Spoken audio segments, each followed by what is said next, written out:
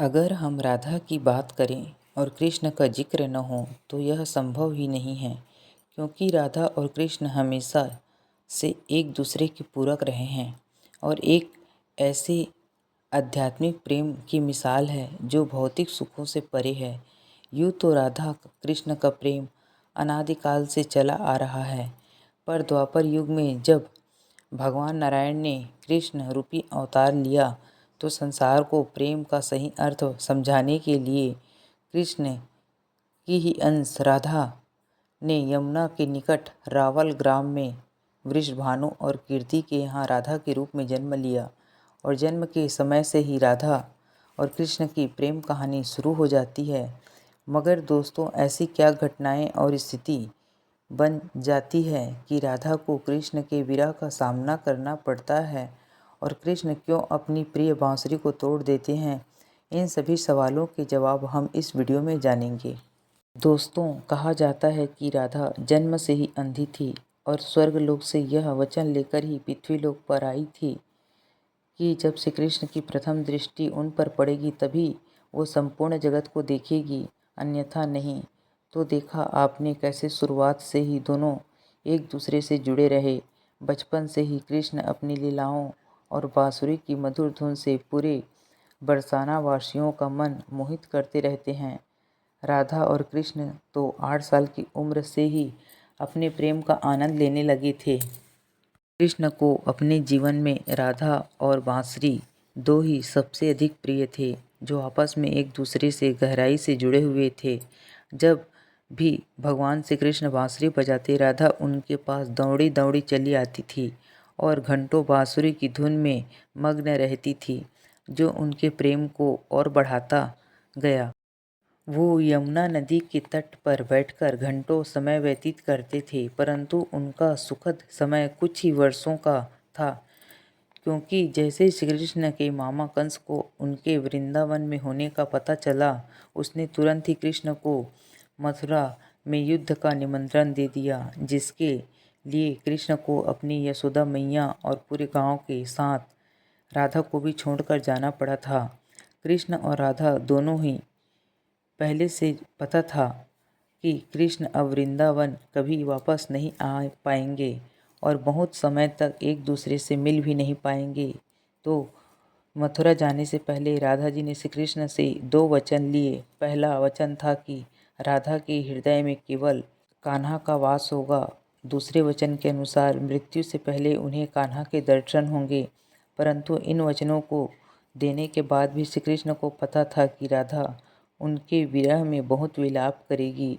राधा हमेशा खुश रहे, इसके लिए श्री कृष्ण ने राधा से वचन लिया कि राधा को श्री कृष्ण की याद में एक भी अश्रु नहीं बहाना होगा।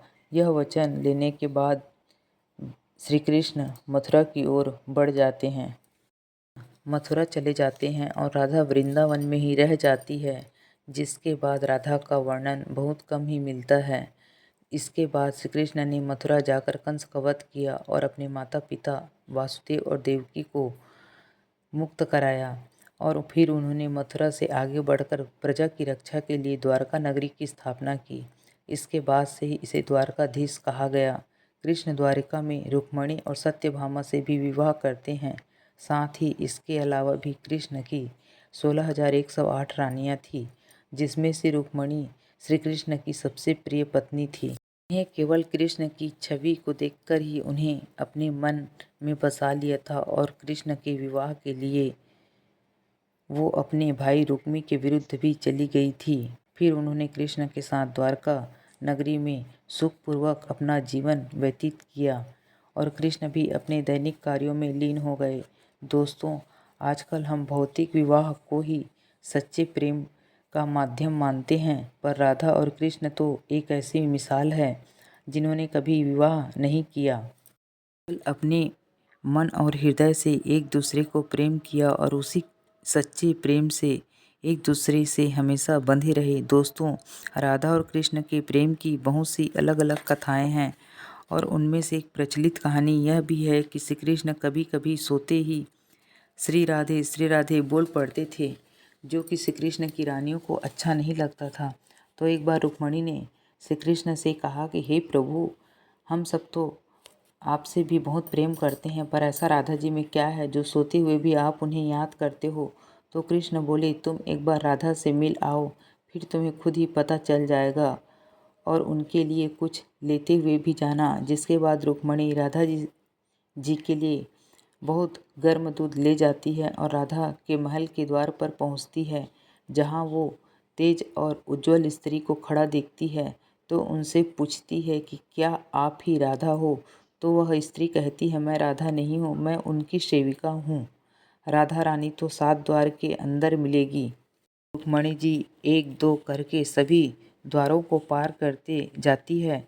जब वो राधा रानी के कक्ष में पहुंचती है तो उन्हें पता चलता है कि राधा कई रातों से कृष्ण नाम जाप करते हुए जागती रही है और अभी ही उन्हें निद्रा आई है। रुक्मणी राधा की सखियों से कृष्ण द्वारा मिलने के लिए कहने की बात को बताती है तो उतने में ही राधा उठ जाती है और कहती है कि कृष्ण ने आज मुझसे मिलने के लिए किसी को भेजा है। रुक्मणी आश्चर्यचकित हो जाती है। केवल कृष्ण का ही नाम लेने से राधा जागृत हो गई और उन्हीं के बारे में पूछने लगी।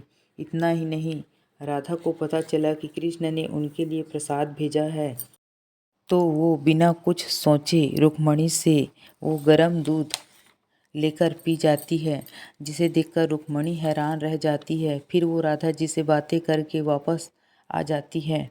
यह सब हो जाने के बाद रात्रि के समय रुक्मणी जब श्री कृष्ण के पैर दबाती है तो देखती है कि उनके पैरों में छाले पड़े हुए हैं, जिसे देखकर वह हैरान हो जाती है और पूछती है कि प्रभु, आप कहाँ पैदल गए थे जो आपके पैरों में छाले पड़ गए हैं। तो श्री कृष्ण बोले, आप अपने गलती से राधा जी को गर्म दूध पिलाया था, जो राधा एक ही बार में पी गई थी, जिससे उनके हृदय में छाले पड़ गए थे और उनके हृदय में हमेशा मेरे चरण कमल विराजमान रहते हैं, जिससे मेरे पैरों में भी छाले पड़ गए। तब फिर रुक्मणी को राधा और कृष्ण के प्रेम की पराकाष्ठा का पता चलता है। प्रेम शरीर से नहीं आत्मा से होता है, जो हमेशा राधा के हृदय में कृष्ण के चरण कमल के रूप में विराजमान रहता है। एक कथा में आता है कि ब्रह्मा जी ने पृथ्वी लोक